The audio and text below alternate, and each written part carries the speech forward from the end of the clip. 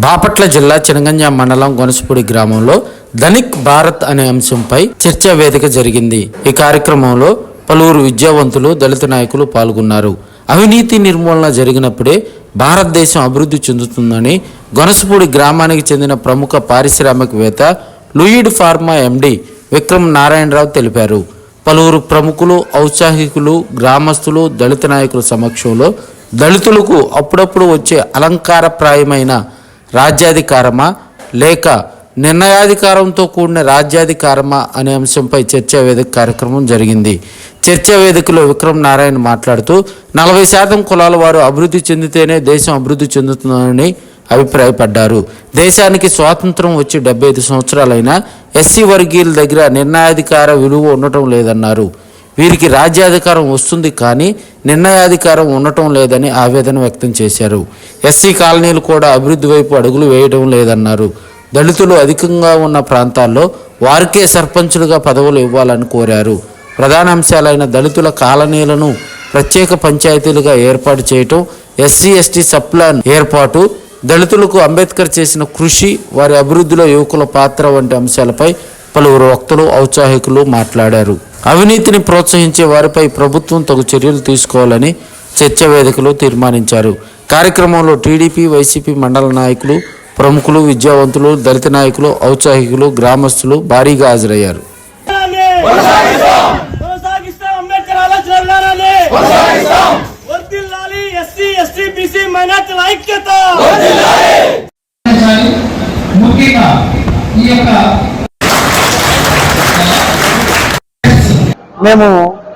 నేను కొంతమంది ఔత్సాహికులము, మా తిరుపతి రెడ్డి గారు అందరం కలిసి ధనిక్ భారత్ మిషన్ అనేది స్థాపించడం జరిగింది.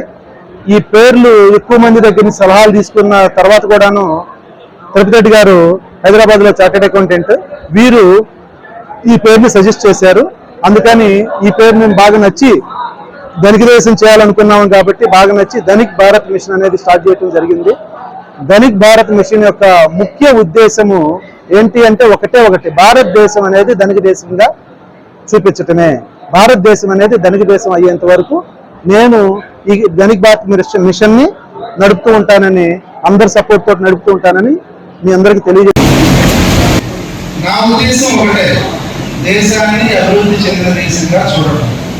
దానికి సంబంధించిన 2 పాయింట్లు. ఒక పాయింట్ ఏంటంటే ఈ రాజ్యాధికారం వస్తుంది కానీ అప్పుడప్పుడు నిర్ణయాధికారం అనేది రావటం లేదు. కారణం ఏంటి అని ఆలోచించుకుంటే నాకు అనిపించిన నిర్ణయం అంటే రొటేషన్ పద్ధతిలో ఎప్పుడో 20 సంవత్సరాలకు ఒకసారి ఎస్సీలకి అధికారంలో వస్తాను. ఎట్లా గ్రామ పంచాయతీల్లో రొటేషన్ పద్ధతిలో ఎస్సీలకు వస్తుంది. సపరేట్ పంచాయతీలు చేస్తే పోటీ తక్కువ వస్తుంది. అటువైపు ఇటువైపు ఇద్దరు కూడా సర్పంచులుగా నిలబడతారు, వార్డు మెంబర్లుగా నిలబడతారు. ఒక టీం ఫామ్ అయింది.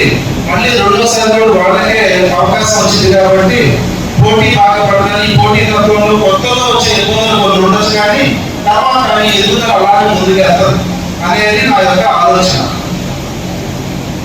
ఈ పోటీ తత్వంలో ఏమైంది, బాగా చదువుకొని బయటికి వెళ్ళి ఉద్యోగాలు చేసే వాళ్ళని కూడాను వాళ్ళు ఇన్వైట్ చేస్తారు. కొంత డబ్బు ఇక్కడ పెట్టడానికి కూడాను ఈసారి సర్పంచ్ నువ్వు నుంచో అని చెప్పేసి అవకాశం ఉంటే వాళ్ళు కూడా ఇన్వైట్ చేస్తారు.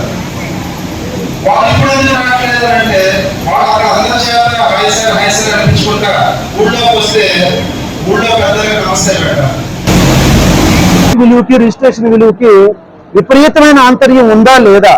ఈ రెండింటిని గనక ఆంతర్యం లేకుండా చేస్తే దేశం నిజంగా సుసంపన్నమైన దేశం అవుతుందా లేదా అనే డిబేట్స్ ఎంతో మంది లోకజ్ఞానంతో మేధావులు ఉన్నారు. వాళ్ళందరితో కనుక మాట్లాడితే ఇదే అతి క్లిష్టమైన సమస్య మన